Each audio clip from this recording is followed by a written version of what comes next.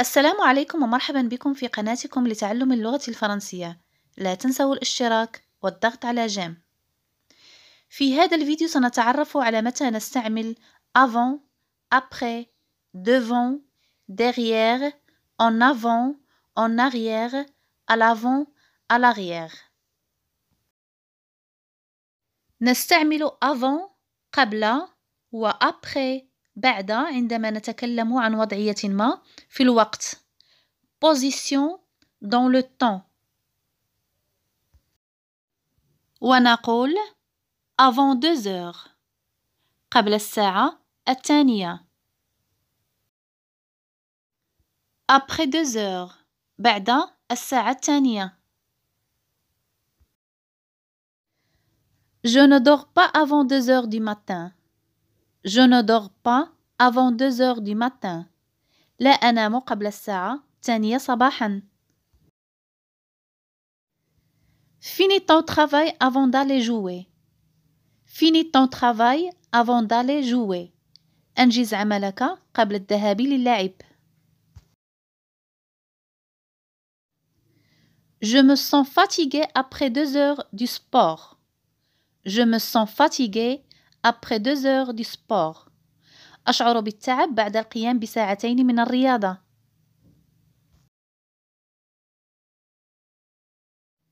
La personne qui vient après, c'est ma sœur.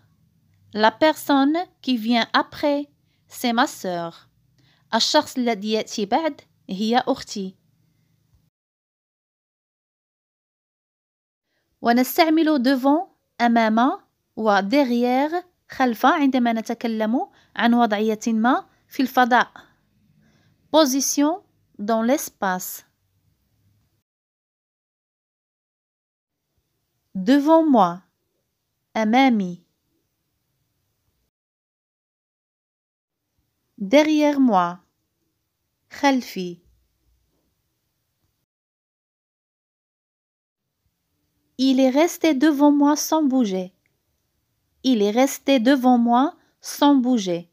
بقي أمامي دون أن يتحرك. Elle s'est cachée derrière moi. Elle s'est cachée derrière moi. هي اختبأت خلفي. نستعمل en avant إلى الأمام en arrière إلى الخلف عندما نتكلم عن شيء يتحرك. Un mouvement. En avant إلى الأمام. En arrière إلى الخلف. Vous pouvez vous pencher en avant. Vous pouvez vous pencher en avant. هل بإمكانك أن تميل إلى الأمام؟ Ne mettez pas votre tête en arrière. Ne mettez pas votre tête en arrière. لا تضعي رأسك إلى الخلف. نستعمل à l'avant في المقدمة، à l'arrière في الخلف عندما نتكلم عن وضعية ما داخل وسيلة نقل. Position à l'intérieur d'un véhicule. À l'avant de l'avion في مقدمة الطائرة. À l'arrière de l'avion في خلفية الطائرة.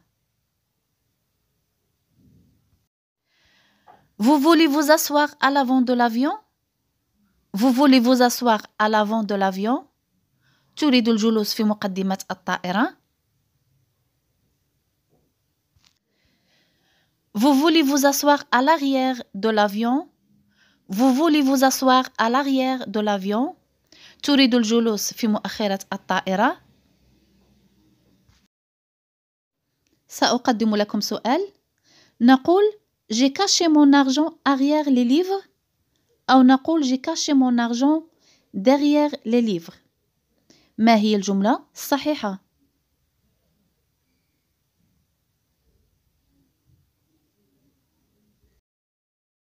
الجملة الصحيحة هي j'ai caché mon argent derrière les livres.